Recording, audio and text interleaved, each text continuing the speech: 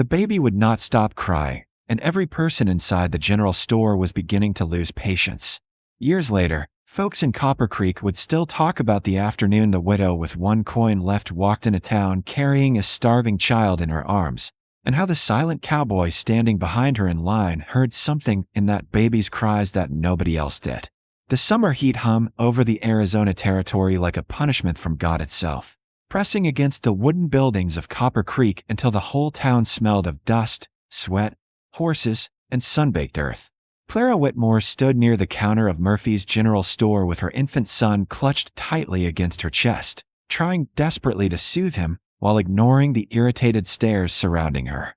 Her faded blue dress was stained with dirt from weeks on the trail. Strands of chestnut hair clung damply to her cheeks, and exhaustion hollowed the skin beneath her eyes so deeply she looked like a woman who had not truly slept in months. The baby screamed harder, his tiny face red from hunger and fever, and Clara bounced him gently despite the trembling in her arms. "Please," she whispered softly into the child's ear, fighting tears of her own. "Please, Samuel, just a little longer." At the far end of the line, several ranch hands exchanged annoyed looks.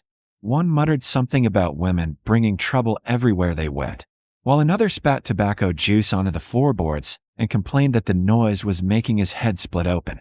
Clara lowered her gaze in humiliation. She had spent the last 3 days riding in freight wagons, sleeping beneath overturned carts, and rationing the last scraps of stale bread she possessed.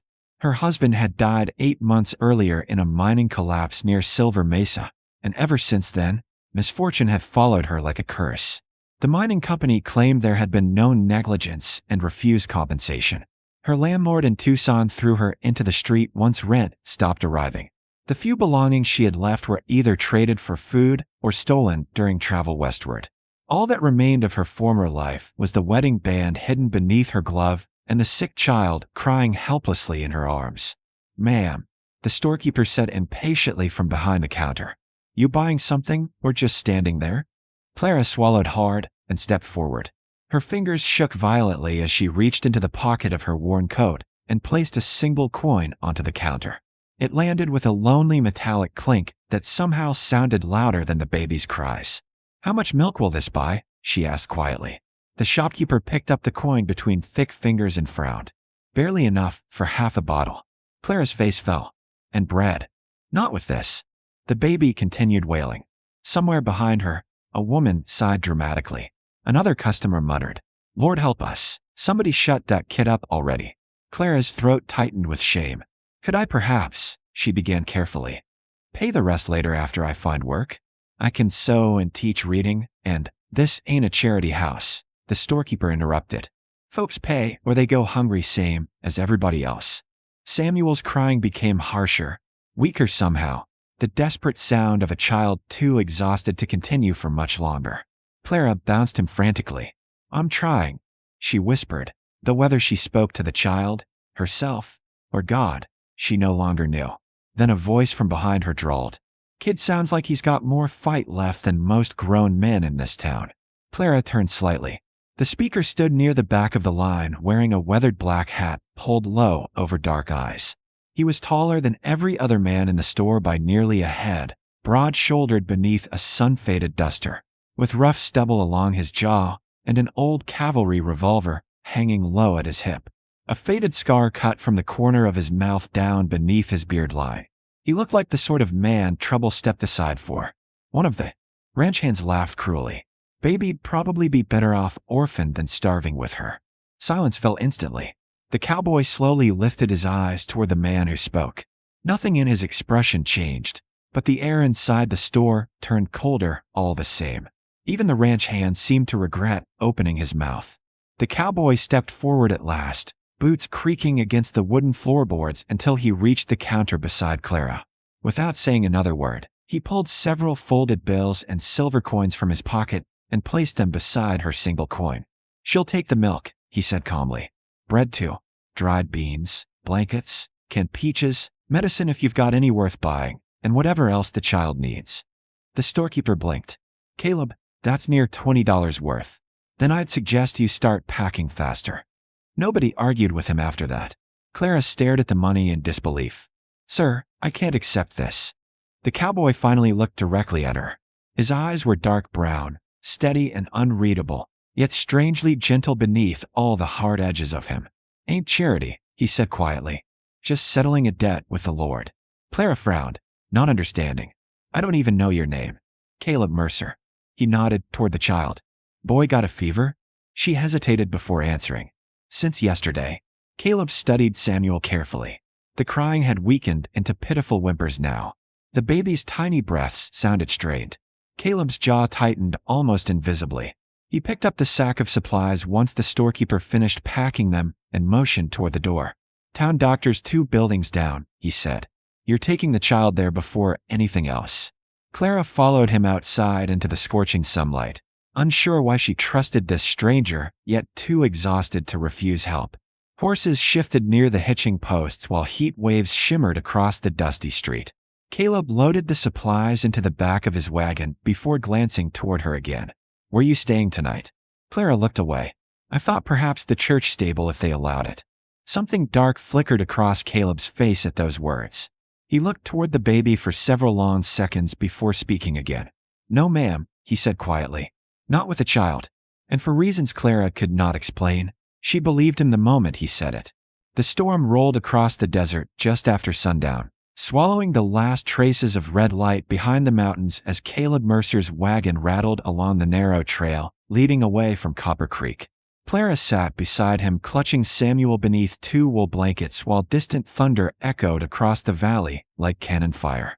The baby had finally stopped crying, though every few minutes soft whimpers escaped him in his sleep, and each sound seemed to tighten something inside Caleb's chest. He kept one hand loosely on the reins, and the other resting near the revolver at his hip out of old habit.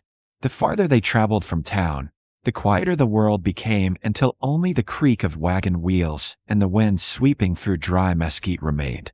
Clara studied the man beside her carefully beneath the flickering lantern light hanging from the wagon rail. Up close he looked even more worn than she first realized. Deep lines marked the corners of his eyes, and his scar seemed older somehow in the darkness, as if it carried memories heavier than flesh. Yet despite the roughness about him, there was patience in the way he slowed the horses whenever the wagon jolted too hard for the baby. Men capable of gentleness were rare on the frontier. Men who had it were rarer still. "You don't have to do this," Clara said softly after several miles passed in silence. Caleb kept his eyes ahead. "Already am." Most folks would have walked away. He gave a humorless chuckle. "Most folks in Copper Creek ain't worth much after sundown." Clara almost smiled at that before exhaustion pulled at her again.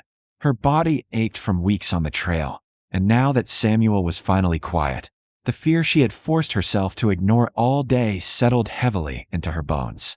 She had no home left. No money beyond the single coin Caleb returned to her despite paying for everything himself. No certainty that tomorrow would be any kinder than the months behind her. The wagon crested a rocky ridge, and Clara suddenly caught sight of lights glowing in the darkness below. Caleb's ranch stretched across the valley floor beside a narrow creek lined with cottonwood trees swaying beneath the incoming storm. A large ranch house stood near several corrals and barns, lanterns burning warmly across the porch. The sight struck Clara with unexpected force. After so many nights sleeping in alleys, freight yards, and abandoned camps, the ranch looked less like a home and more like something remembered from another lifetime. "You built all this yourself?" she asked quietly. Caleb nodded once. "Started with 6 cattle and a half-rotted shack 12 years ago." Lightning flashed overhead, illuminating endless fencing disappearing into the darkness. "Took near everything I had." Clara glanced at him. "And now?" Another long silence passed before he answered. "Now it's mostly just empty rooms." Something about the way he said it made her look away. By the time they reached the ranch house, rain had begun hammering against the roof in violent sheets. Caleb quickly climbed down from the wagon and carried the supplies inside before returning for Clara and the baby. "Careful," he said, offering his hand as she stepped down. His palm was rough and warm despite the cold rain. The house smelled faintly of cedar wood and coffee. A fire crackled inside a stone fireplace, casting amber light across worn furniture, shelves filled with old books, and a piano covered in a thin layer of dust near the far wall. Clara noticed immediately how quiet the place felt. Not peaceful quiet. Lonely quiet. The kind that settled over a home after too many years without laughter. Caleb set the supplies on the kitchen table before hanging his hat beside the door. "There's stew on the stove if you're hungry," he said. Room at the end of the hall's got clean blankets. Clara adjusted Samuel carefully in her arms. "And you? Bunkhouse tonight." She frowned. "This is your home." Caleb shrugged as though it made no difference. "You'll sleep easier with the doors to yourself." Clara stared at him. Uncertainly. She had spent enough time around men to understand what usually accompanied kindness offered to desperate women. Yet Caleb had not once looked at her in the way drunken miners and railroad men often had during her journey west. If anything, he seemed almost uncomfortable meeting her eyes for too long. "Thank you," she said quietly. Caleb nodded once and moved toward the front door again. Before leaving, however, he paused beside the fireplace, staring at Samuel sleeping against Clara's shoulder. The expression crossing his face vanished so quickly she nearly imagined it. But for a brief moment the hardened rancher looked painfully fragile. Then he stepped outside into the rain without another word. Clara carried Samuel down the hallway into the bedroom Caleb prepared for her. The room was simple but clean, containing a neatly made bed, a wash basin, folded quilts, and a small wooden rocking chair positioned beside the window. She carefully laid Samuel on the bed while she removed his damp blankets. The baby's fever still worried her, though his breathing sounded calmer now. Clara sank into the rocking chair, exhaustion crashing over her in waves, so heavy she nearly fell asleep sitting upright. Through the window, she could see lightning flashing over the distant hills and hear rain pounding against the roof. Somewhere outside, horses shifted nervously inside the stable. For the first time in months, she did not feel exposed to the world. The realization nearly brought her to tears.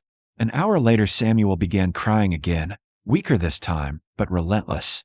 Clara tried everything she knew rocking him, humming softly, warming milk over the lantern flame, whispering soothing promises she no longer fully believed herself. Nothing worked. Her own frustration and exhaustion finally overwhelmed her. She covered her mouth to stop herself from sobbing aloud.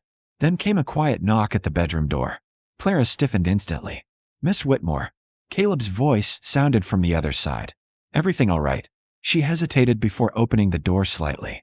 Caleb stood in the hallway carrying a steaming mug of something herbal. Rainwater still clung to his coat shoulders. "Mrs. Grady down the valley used to make this for sick babies," he explained awkwardly. "Might help the fever some." Clara accepted the mug carefully. "You know about children?" The question seemed to catch him off guard. For a second his expression hardened with something that looked dangerously close to grief. "Used to," he answered quietly. Before she could ask anything more, Samuel reached tiny fingers toward Caleb from her arms.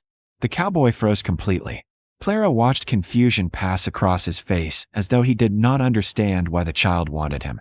Slowly, almost nervously, Caleb held out his hands. "Mind if I try?" Clara hesitated only a second before passing Samuel to him.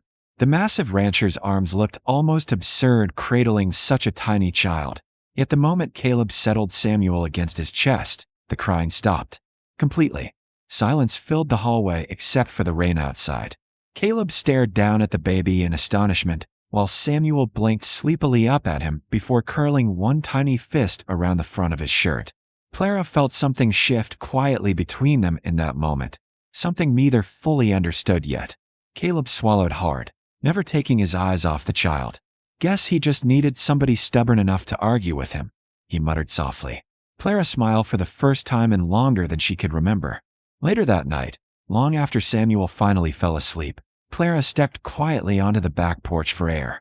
The storm had mostly passed, leaving only distant thunder rolling beyond the mountains. She spotted Caleb sitting alone near the stable fence beneath the moonlight, shoulders slumped forward, a whiskey bottle untouched beside him. At first she thought he was simply staring into the darkness. Then she realized the cowboy was crying silently into his hands where nobody was supposed to see him. Clara stood frozen in the doorway, suddenly understanding that whatever haunted Caleb Mercer had followed him far longer than grief alone. And for the first time since losing her husband, she realized she was not the only soul carrying ghosts across the frontier. By the time autumn settled over the Arizona territory, The lonely ranch that once echoed only with silence had begun sounding like a home again. Clara no longer jumped at every creak in the floorboards, and Samuel's laughter now drifted through the house, almost daily, small and bright against the emptiness that had once consumed it. The baby had grown stronger beneath Caleb's care. His fever disappeared within days, his cheeks filled out, and he had developed a habit of reaching toward the front window every evening around sunset, waiting for Caleb to return from the range. The cowboy pretended not to notice at first, but Clara saw the way his expression softened whenever the child stretched tiny arms toward him. She saw it in the way Caleb began coming back earlier each night, in the wooden horse he carved one evening by lantern light, in the quiet patience with which he walked the floors holding Samuel whenever nightmares woke the child crying after midnight. Little by little, the ranch stopped feeling haunted, yet Caleb himself still carried shadows inside him. Clara noticed them most at night when he thought nobody was watching. Sometimes she would find him standing alone near the cottonwood tree behind the barn, where two weathered wooden crosses rested beneath the tall grass. He never stayed there long, never spoke about it, but grief followed him back into the house every time. One cold evening, while rain tapped softly against the windows, Clara finally gathered the courage to ask. Samuel slept peacefully in a basket beside the fireplace, while Caleb repaired a broken saddle strap near the kitchen table. "The grave's behind the barn," Clara said carefully. Caleb's hands stopped moving instantly. Silence stretched between them. Finally, he leaned back slowly in his chair, eyes fixed on the fire. "My wife and little girl," he answered quietly. Clara felt her chest tighten. Caleb swallowed once before continuing. "Raiders came through 12 years ago while I was driving cattle south. By the time I made it home." His voice faded.